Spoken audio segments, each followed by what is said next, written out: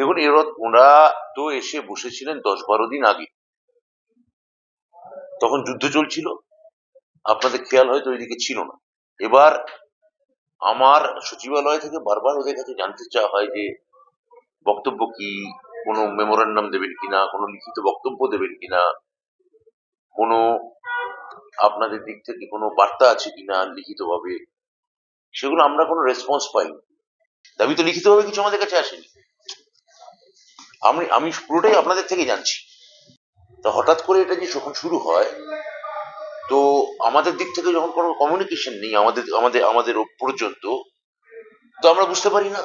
তবে মিডিয়া থেকে যেটা দেখতে পাই, যদি আমি মনে করি যে মিডিয়া আন্দোলনকারীদের মুখপাত্র হতে পারে কিন্তু সচিব হতে পারে না। মিডিয়ার মাধ্যমে আমাদের জানানোর তো কথা নয়, ডাইরেক্ট জানানোর কথা। তো কোনো বার্তাই আসে না, লিখিত ভাবে কিছুই আসে না। তো মিডিয়া থেকে যেটা বুঝতে পারি যে ওরা বলছেন যে প্রিন্সিপাল যেটা মোদ্দা কথা, যে ওরা পরীক্ষা দিতে চান না, সসম্মানে স্কুলে ফিরতে চান। এইটা দেখুন, প্রথম অংশ যেটা মানে পরীক্ষা দিতে চান না, এটা তো একদম সুপ্রিম কোর্টের নির্দেশ। তাহলে মহামান্য সুপ্রিম কোর্ট যেটা বলেছেন সেটার ক্ষেত্রে আমরা কন্টেম্প্ট অফ কোর্ট কি করে করি? আর যারা বলছেন পরীক্ষা দিতে চান না, তারাই কি একমাত্র? কারণ আমি এই মুহূর্তে আজকে একটা চিঠি আমি আপনাদের দেখাচ্ছি। এই চিঠিতে প্রায় 2,500 থেকে 3,000 শিক্ষক তারা জানাচ্ছেন যে তারা সরকারের সঙ্গে সর্বতভাবে সহযোগিতা করে চলতে চান। সরকার যে আইনি পদক্ষেপগুলো নিচ্ছেন বা তাদের পুনর্বাসন বা পুনর্ব্যবস্থার জন্য যে পদক্ষেপগুলো নিচ্ছেন, তার সঙ্গে তারা সহমত পোষণ করে। অর্থাৎ যারা ওখানে বসে আছেন তারা একটা অচলাবস্থা করার জন্যই বসে আছেন, কিন্তু সেটা কাঙ্ক্ষিত নয়, সেটা বাঞ্ছনীয় নয়। যে সরকার, এটা হচ্ছে প্রথম পার্ট, পরীক্ষা দেব না। আর দ্বিতীয় পার্ট হচ্ছে যে পরীক্ষা দেব না, এবং দ্বিতীয় অংশ হচ্ছে সসম্মানে ফেরান। তা সেটার জন্য তো যত আইনি রিভিউ পিটিশন, আইনি পরামর্শ নেওয়া, ওদের বক্তব্য আমাদের মধ্যে ইনকর্পোরেট করা, ওদের স্কুলের মাইনে সুনিশ্চিত করা, ওরা যাতে স্কুলে কোনো রকম কোনো সমস্যা বা অসুবিধায় না পড়েন সেটাকে দেখা, এই সমস্ত পদক্ষেপগুলো তো আমরা নিয়েছি। আমরা ওনাদের মূল যে সমস্যা, তার সঙ্গে আমি আমার মাননীয় মুখ্যমন্ত্রী, আমার সরকার গভীরভাবে তাদের সঙ্গে সহানুভূতি সম্পন্ন। তাহলে এই সময় যে ওরা যেটা করছেন, ওরা কি উদ্দেশ্যে করছেন, কেন করছেন, এবং একটা অংশই করছেন এটা, আমি কত হবে 2,000-2,500, এখানে আমি আরো 2,500 2,000 থেকে 2,500 স্বাক্ষরিত চিঠি আমি দিচ্ছি, যারা সরকারের সঙ্গে সহযোগিতা করে চলতে চান এবং যারা ওই ধর্নায় বসতে চান না।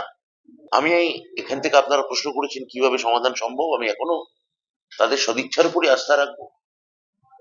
আমি বলবো এসএসসি এই সময় অবরোধ করে বা বিকাশ ভবন অবরোধ করে এটা কোনো কার্যকরী কথা নয়, এটা কোনো কাজের কথা নয়। সরকারি যারা আধিকারিক, সরকারি এসএসসি যারা আধিকারিক, বোর্ডের যারা আধিকারিক, তাদের কাজ করতে দেয়া হোক। তারা কাজ না করলে আখেরে কন্টেম্প্ট অফ কোর্ট যদি হতে হয়, মাথায় রাখতে হবে সেটা কেবলমাত্র সরকার হবে না, তারাও হবেন। সেটা তাদের ভবিষ্যতের জন্য খুব একটা সমীচীন এবং বাঞ্ছনীয় নয়। যারা আমাকে চিঠি দিয়ে জানাচ্ছেন যে আমরা মুখ্যমন্ত্রীকে ভরসা রাখতে চাই, আমি তাদেরকেই বিশ্বাস করব। যারা পর্যন্ত সম্মত হচ্ছেন, যারা আন্দোলনটা চালিয়ে যাচ্ছেন, সেক্ষেত্রে মানে সমাধানটা আপনি বলছেন যে আপনারা আলোচনায় বসার জন্য, সেক্ষেত্রে আলোচনাটা কিভাবে হবে বা কি আলোচনা যা হওয়ার হয়ে গেছে, আলোচনার নতুন কোনো অবকাশ। এরা যারা বসে আছে তাদের ক্ষেত্রে কি বার্তা দেবেন? তাদের ক্ষেত্রে আমি বার্তা দেবো এটাই যে আমরা যে আইনি লড়াই লড়ছি সেটার জন্য অপেক্ষা করুন।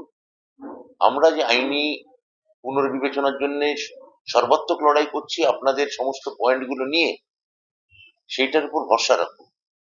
সরকার আপনাদের কাউকে যোগ্য বা কখনো কাউকে অযোগ্য বলেনি, কারণ সরকার তো সবাইকে চাকরি দিয়েছিল, এসএসসি সবাইকে চাকরি দিয়েছিল। সরকার তো এই ভাগাভাগি করতে পারেন। পরে আমরা সার্বিকভাবেই রিভিউ পিটিশন আমরা দাখিল করছি।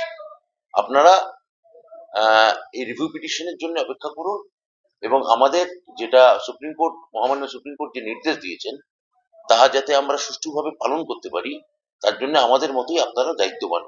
যদি এর পেছনে কোনো রাজনৈতিক মদতদাতা থাকেন সেটা আমার জানা নেই, যদি থাকেন সেটা তার দায়ভার ওদের মাথায় রাখতে হবে।